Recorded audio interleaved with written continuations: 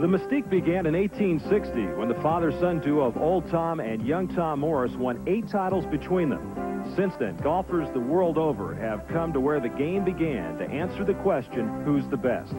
In the early 1900s, the triumvirate of Barden, Ray, and Taylor traded victories. And then stylish Walter Hagen led an American charge in the roaring 20s. The 30s began with Bobby Jones winning at Hoy Lake on his way to the coveted Grand Slam. The Squire, Gene Sarazen, followed his U.S. Open victory with a win at Prince's in 1932. In the 50s, Ben Hogan won the 3rd leg of the Grand Slam at Carnoustie. At Muirfield in 1959, Gary Player won the first of his 3 titles, which spanned an amazing 3 decades. Also at Muirfield in '66, Jack Nicklaus won the first of his 3 Open titles. This is the 6th Open Royal Birkdale is hosted. In '54, Aussie Peter Thompson won the first of his 5 titles. And Arnold Palmer brought new meaning to the Open with his win in 1961. In 1971, during a 30-day span, Lee Trevino won the U.S., Canadian, and British Opens. And Johnny Miller beat 19-year-old Seve Ballesteros and Jack Nicklaus in '76. In 1983, Tom Watson became a 5-time winner of the Open when he became the last man to repeat.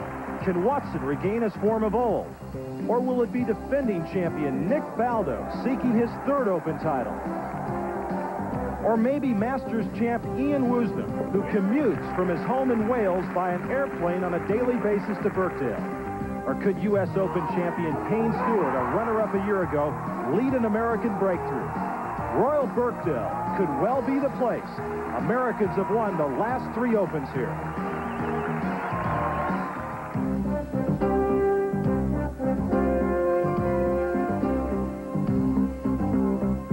ESPN, the Total Sports Network, and the Royal and Ancient Golf Club of St. Andrews invite you to join us for the 120th British Open Championship. And we're live from Royal Birkdale in Southport, England, where the clock here says it's just past 2 British summertime. The final tee time this Thursday is at 4:20 in the afternoon. And as we look down to the practice ground, the R&A anticipates each threesome to play in some 4 hours and 3 minutes.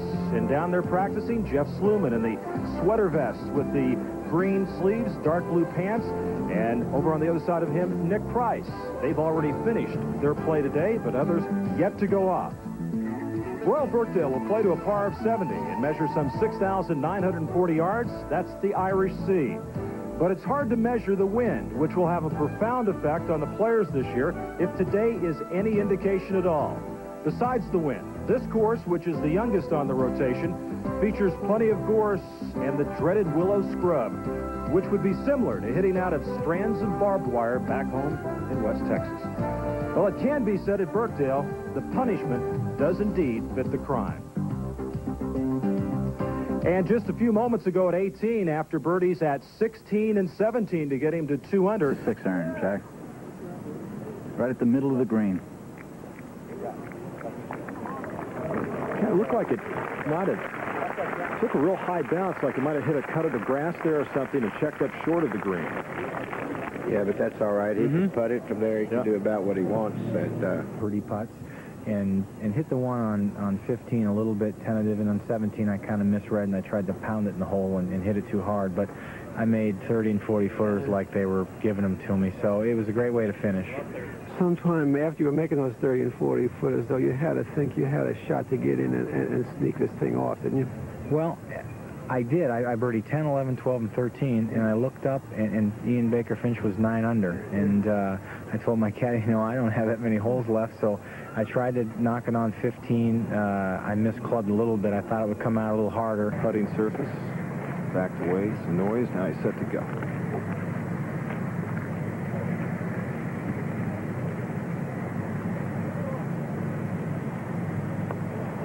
In the hole! This for eagle.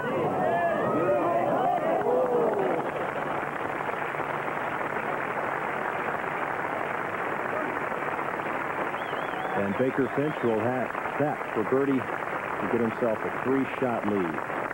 Stations. 1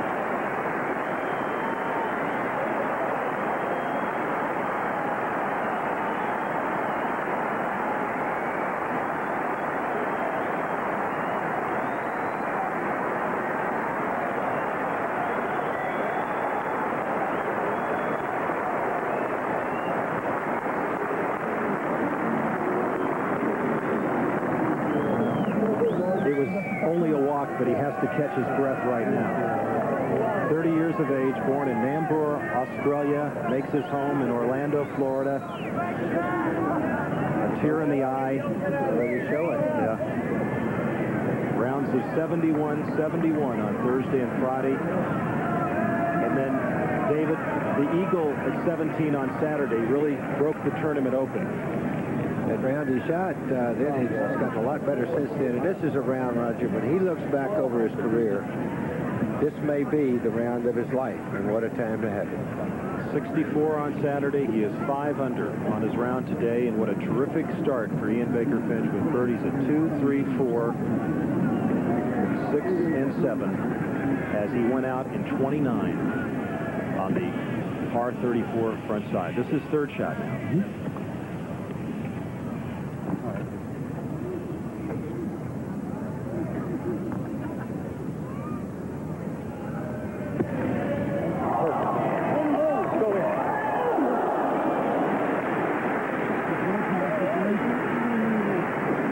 One birdie and one bogey on the back nine for Ian Baker-Finch, who a year ago was paired with Nick Faldo. Final pairing at St. Andrews, and he shot 73. Back in 1984, after rounds of 68 and 66 and 71, he shot 79 in the final rounds. He went back, and David, he pulled from those particular times.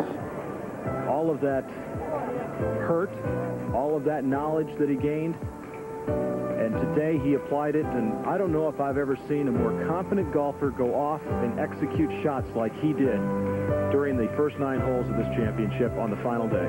Not only that, the front nine, the back nine when he took the driver at 15, terrific shot there. Second shot at 16, the driver at 17 when he didn't have to. Let's look at some of the scores there. Find one of your favorites or a number of your favorites. Low amateur Jim Payne. Low amateur Jim Payne, who, of course, will be playing for the European Walker Cup team. As he said before he went off, he says, this will do myself and my team a lot of good when we meet the United States and Phil Mickelson at Portmarnock in Dublin come September. Looking forward to that.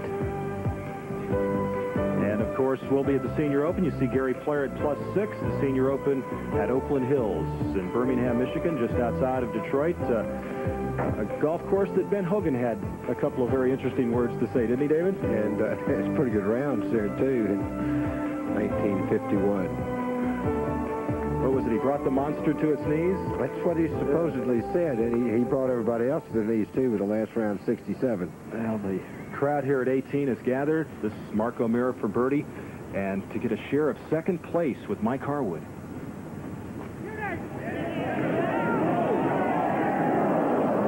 Putter was just not there today for him. But Mark O'Meara will tap that in.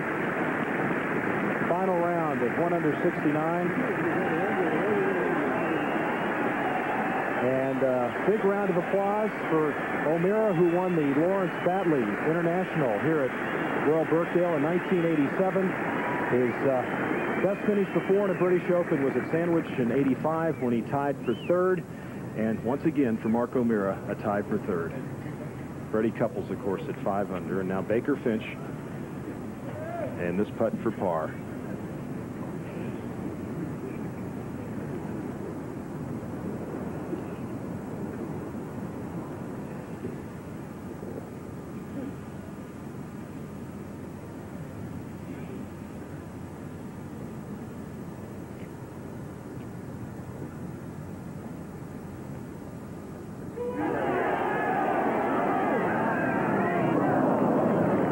He had several putts, David, that he could use at this 18th hole as he played 18 with a 3-shot lead over Mike Harwood.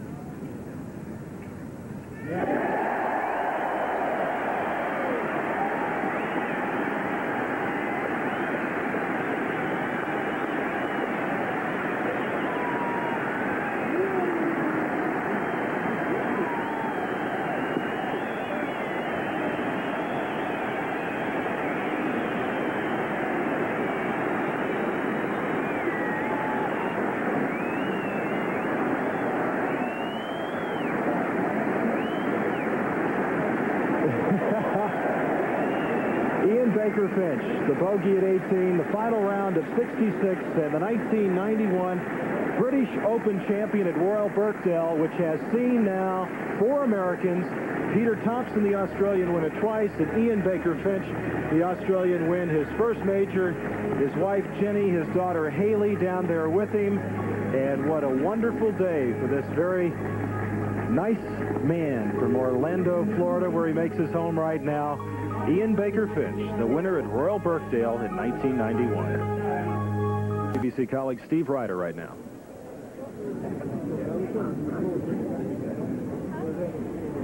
Ian Baker-Finch, already with a glass of champagne in your hand. You're the Open champion. Has it sunk in yet precisely what you've achieved? I don't know. It's the first time Wayne Grady's ever bought me a glass of champagne. Normally it's a 4X or a Foster's or something, but cheers, Wayne. Hasn't really sunk in, has it? It feels pretty good. It feels great. Has it also sunk in the way you played today, out in 29? What was the trigger for form like that, a start like that?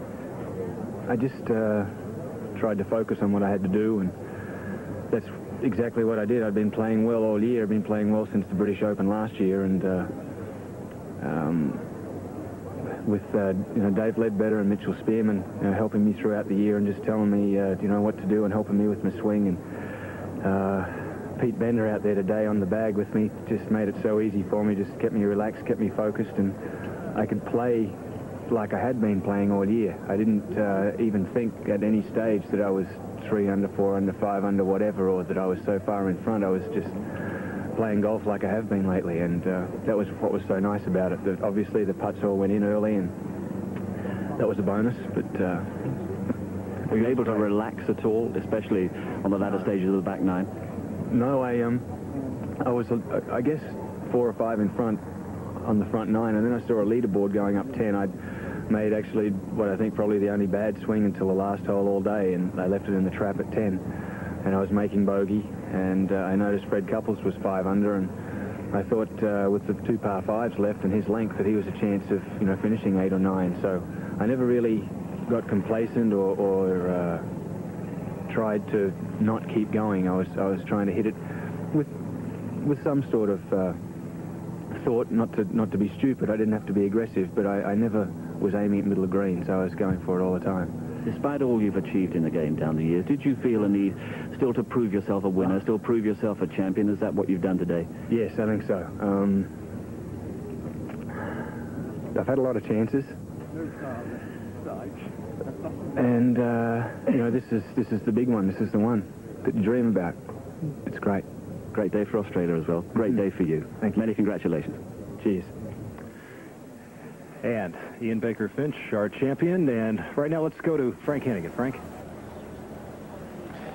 Ian Baker-Finch has done a little stripping act here, like his countryman Steve Elkington. Ye gods, this could be finable right here. Why? Conduct unbecoming. Rubbish.